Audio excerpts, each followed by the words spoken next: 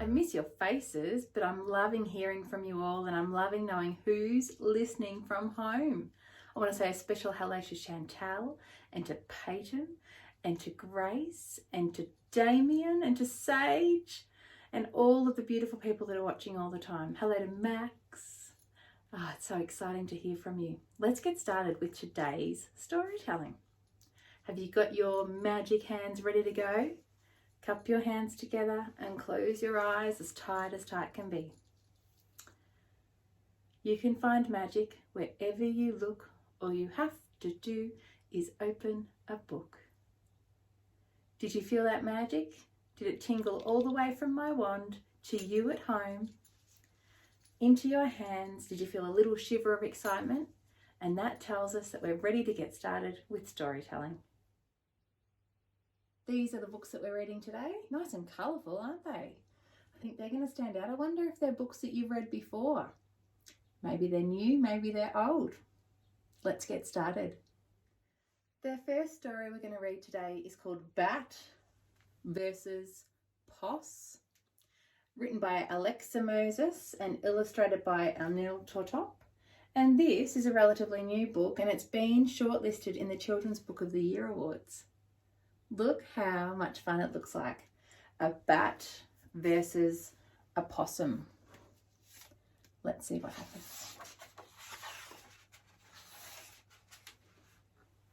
To make sure the light doesn't shine on it too brightly for you. Meek the Poss and her sisters 3 lived in a sprawling paperbark tree that grew by a tumble-down terrace row. They danced in the moonlight and slept down below. Meek and her sisters. Which one do you think is Meek? Maybe this one? Well, that one we'll find out. Then, one night, something dropped with a growl and a squeak, and it plopped into their tree with a yowl and a shriek. What do you think it was that dropped into their tree? Was it this guy?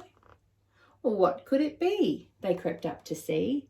A big fruit bat dropped from the top of their tree.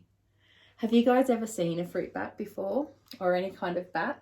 I have to tell you, I think they're my least favourite animal. Just something just makes me feel a bit ugh. But this guy, he looks a bit cute, I suppose. He rose and extended his claws with a crack. When he gave a loud belch, the girls shuffled back. Look at him. I'm Squabbles the Bat, he said with a grin. You can push off, 'cause I'm moving in. He just turns up in their tree and says he's going to move in. So Mick took her girls to the cramped lower spaces and wiped all the tears from their sad little faces. The night was not fun. They were too scared to move. Squabble spat and he shrieked and he burped and he pooed. Bats do that. They do a lot of poo. Look at this. Imagine him just arriving in your tree causing all that havoc. Cooker and Magpie flapped over unstrung. They lived down the tree above Bluey the Tongue. You've got to get rid of that tiresome freak. You're bigger than us. Be firm with him, Meek. Do you think she can do it? She looks a bit tired, like they haven't slept all night. Sir, since we're hearing you all over town, perhaps tonight you might try keeping it down. Do you think he's going to listen? Look at his face. The bat winked an eye and suddenly spat, and Meek tumbled down with a bump, thump, clump, spat, and with all her bunting from her tree. Bluey the Tongue called a neighbourhood meeting while Squabble slept high above snorting and bleating. We might as well leave, a minor bird cried. No one can deal with that crazy bat guy. Meek gazed over the arguing throng and a plan hit her suddenly, sharply, and strong. Look, she's got an idea. "I've got it," she said, and her eyes were aglow. "When I give the signal, be ready to go." What's she going to do? The evening had fallen, the moon was a sail. Meek climbed on the red bin and waggled her tail. "Come down and get me, you big flying toad." Squabbles looked like his whole head would explode, being teased by Meek. "I'll make a fur coat of you, festering rash." He swooped down to catch her and fell in the trash. Meek whistled and heard a rustling din, as into the tree many creatures climbed in. So while he's in here, all the creatures are climbing back into the tree. Clever. Then Squabbles looked up and saw with surprise the dozens of furious glistening eyes. Lizards and possums, birds fluffy and trim, insects and reptiles all glaring at him. They've taken over the tree again. Meek scampered up and stood high in the tree. "We're kicking you out. Find another home, see?" Squabble's lip wobbled and he tucked up his wings and started to hobble across the waste bins.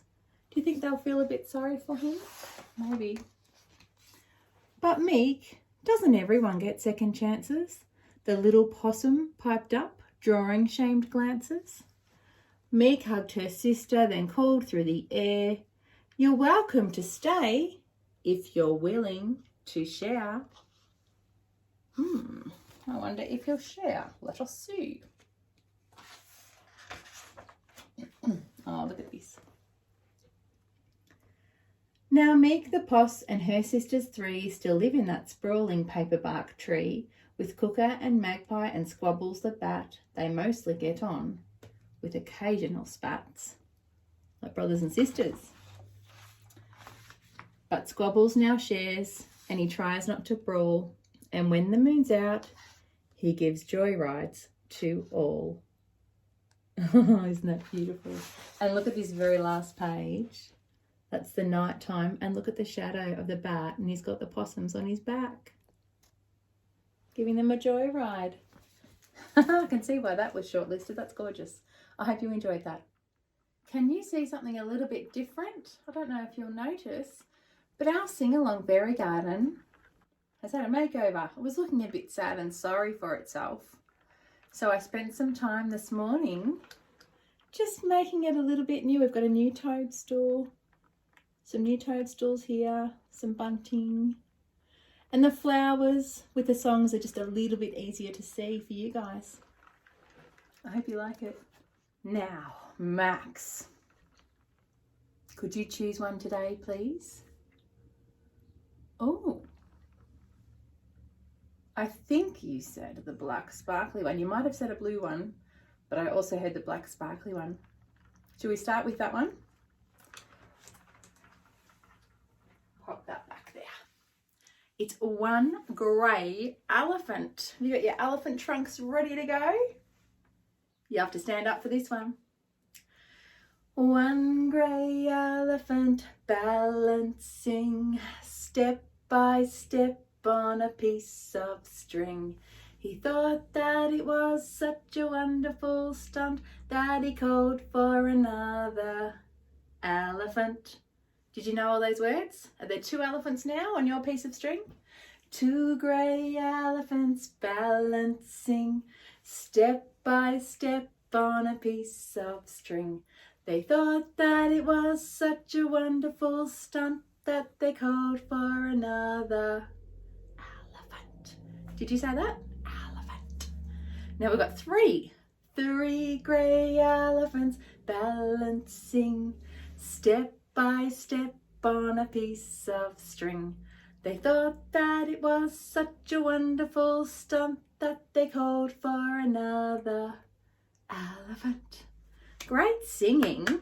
That one is really good in a group or with some friends or your brother or sisters, whoever's at your house at the moment.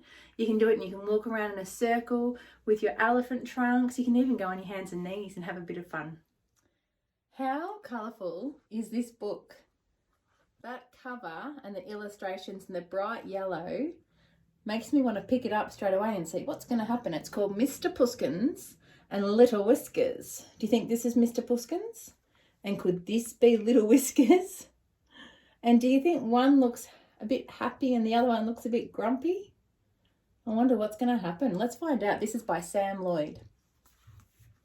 Mr. Pusskins. Has anyone got cats at home? I know a few of you do. I don't have any here. I used to when I was a little girl though. This is the story of a little girl called Emily and her dear cat, Mr. Pusskins. Look at Mr. Pusskins there. He looks much happier than now. They're singing along, dum diddly dum dum doo doo, sharing magic moments, just us two. That's what they're singing.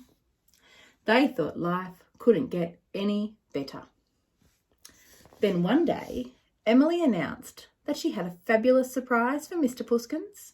He was very excited. Look at him, he does look excited, doesn't he? Quite happy. Emily fetched a large cardboard box, and inside the box was... What do you think it's going to be? The clue is on the cover. A kitten. It's a cute kitten too. Kittens are cute. This is Little Whiskers, said Emily. She has come to live with us. She is only a tiny kitten, so we need to take care of her. I'm sure you two will be the best of friends, said Emily, smiled Emily. So I'll leave you to play lovely games together. Do you think Mr. Pusskins looks very happy? All his hair sticking up, his tail sticking up. That's what cats do when they're not happy. Mr. Pusskins needed to be alone. He was somewhat disappointed with his fabulous surprise, and he certainly wasn't in the mood for lovely games. Little Whiskers wasn't in the mood for lovely games either. Maybe naughty games, annoying games. The pesky kitten took great delight in ruining all Mr. Pusskins' special times. She ruined tally time. She ruined meal time. She ruined playtime. She ruined nap time. When Emily wasn't looking, Little Whiskers ruined everything. Mr. Pusskins could bear it no longer. Something had to be done. So that evening, Mr. Pusskins wrote a letter. He's got his typewriter out. To whom it may concern, I am displeased with my fabulous surprise. I find the kitten extremely irritating and wish to return her ASAP. Yours fed-uppingly, Mr. P. Tomorrow he would send it.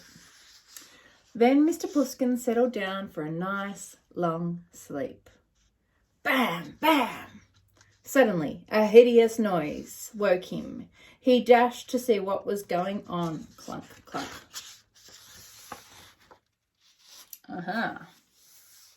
It's a dark night. There's some light coming through where Emily's opened the door onto Mr. Pusskins, and there's a piano, and look who's here. Can you see? Emily dashed too, and who did she see?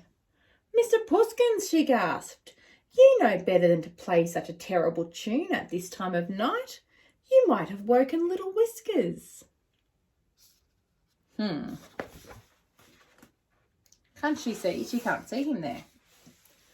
Emily banished Mr. Pusskins outside. You need to think about what you've done wrong, she said.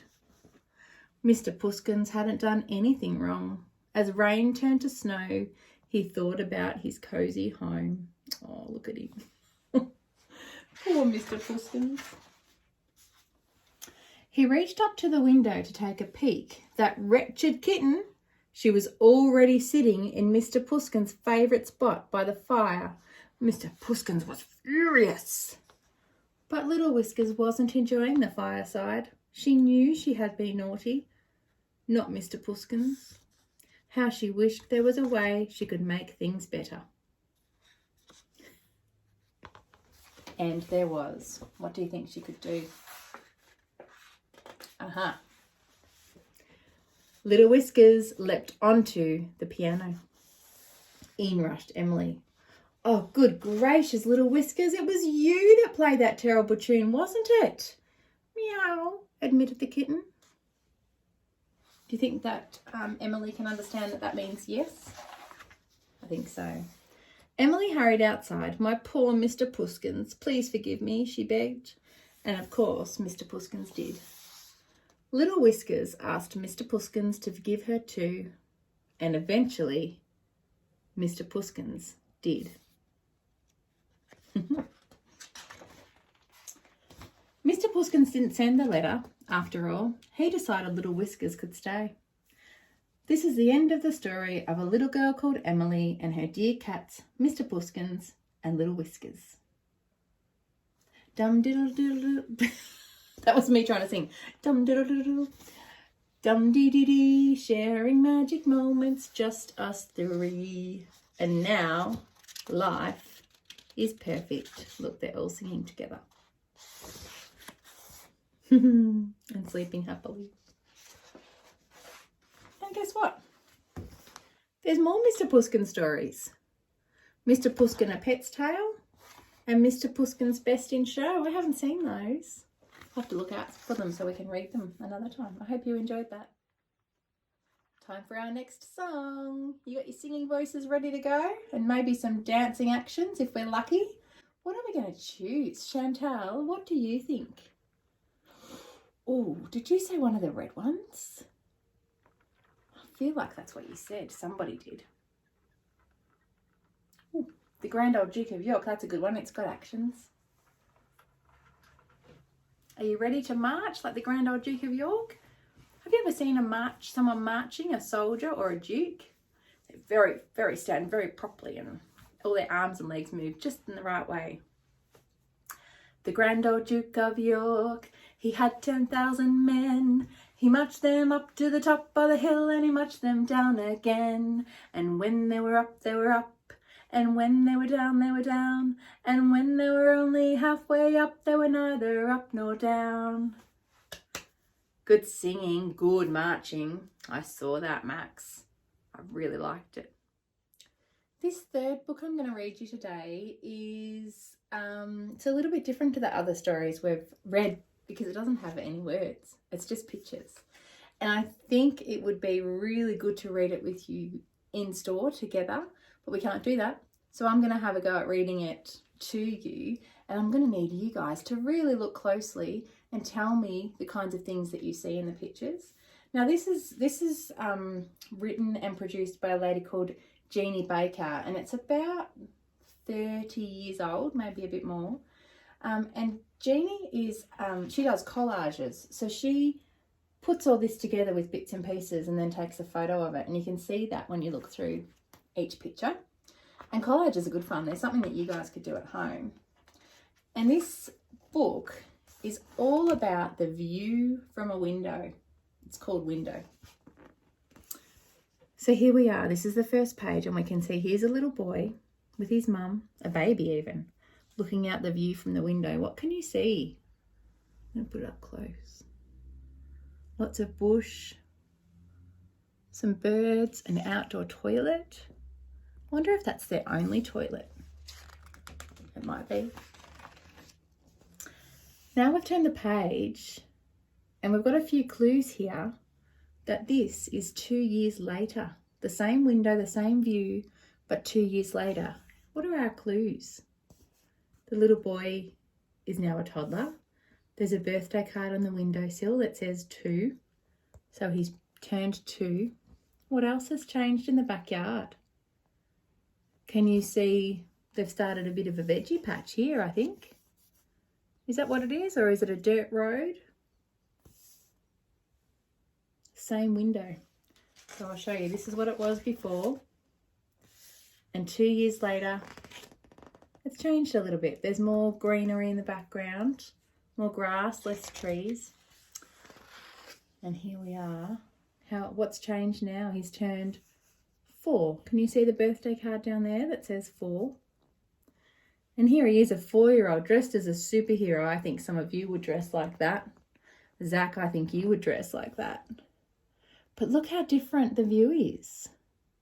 There's fences, there's a road, there's a house now that's been built over in this paddock that was empty. There's people in it. What a change from 4 years. Oh, okay, so now this little boy, and this might be his name. No, that just says happy birthday, and that's a number 6. So this is 2 years later again, and he's turned 6. I think he's going to school. He's trotting off down the path. And there's the road. There's some more people over in the back. There's another house in the background. Can you see that? A few things changing. He's got a pet rabbit. Still birds. There's still birds there. Okay, what's happened here? He's a bit older again. He was just 6. So that means now he must be 8. And can you see in the window, he's written the word Sam. So I'm thinking that the boy in our story's name is Sam.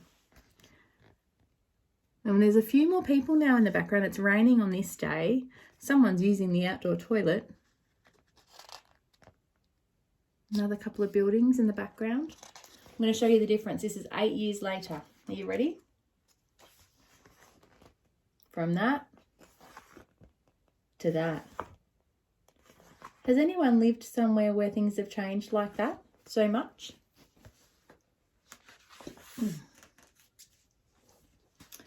Okay, so now he must be 10 if we're going up in 2 years.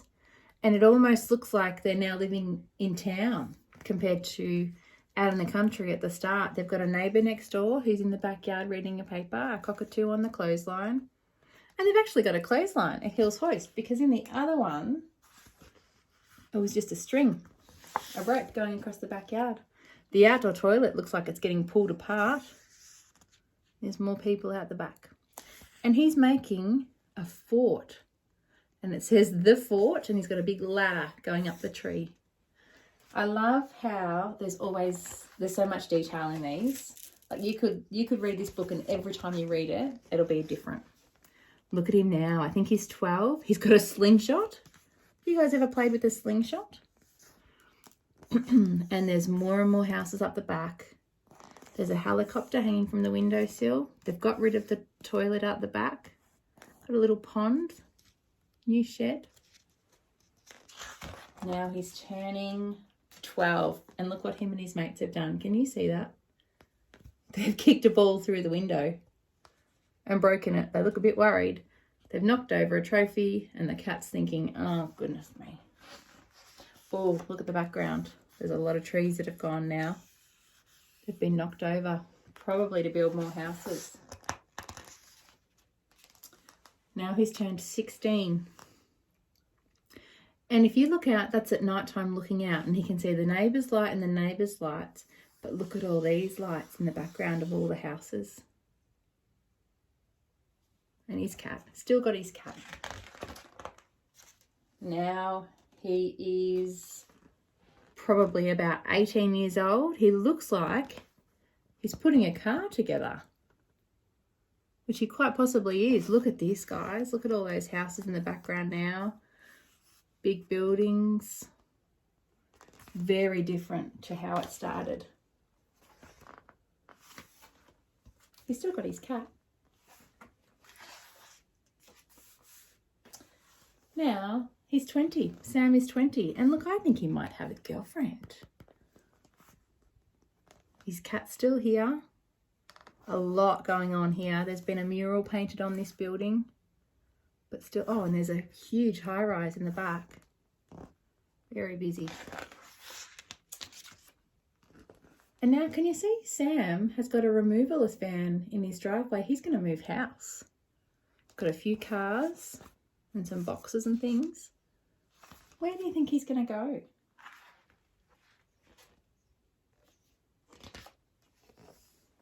Look, it's a new window. And this is Sam. He's 24 and he's got a baby in his arms. And it's all starting again.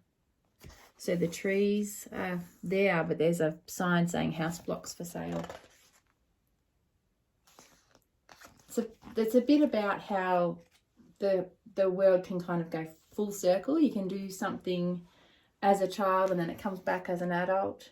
It's also about how much the environment changes, and she's got a message at the back, Jeannie, about the impact that people have on the environment, and that's really obvious in those pictures from the view from the window. You can see how there's lots of trees and birds and wildlife, and then by the end, after 20 years, there's nothing there anymore. And the boy Sam just wanted to go and seek something similar. I hope you enjoyed that. It was a bit different to what we usually read, but I remember reading this a little while ago and I really was intrigued by it, and I thought you might like it too.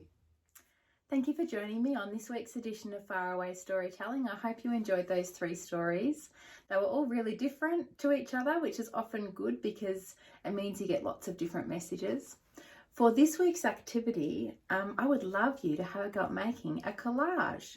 A collage is when you collect lots of bits and pieces and you put them on a piece of paper or a piece of cardboard. That's what these pictures were. They were a collage. So if we go back to the very start, she's got all different things on the page to make up the pictures. So what I'd love you to do is go out in your garden when it's not raining or windy like it has been a bit lately in Victoria, and just get some grass and some flowers and some leaves and some bark and bring them inside and put them on a piece of paper and start making them into a picture. See if you can make them look like a house, or you could make them look like a tree, shaped like a tree. There's lots of things you could do. You could glue them onto the page, or you could just leave them there and then move them around for something else. I hope you have fun, and please send me photos of what you come up with. Are you ready to sing our final song for this week's edition? I think that I'll go for a walk outside now. The summer sun's calling my name. I hear it now, I just can't stay inside all day. I've gotta get out, give me some of those rays. Everybody's laughing, sunny days. Everybody's smiling, sunny days.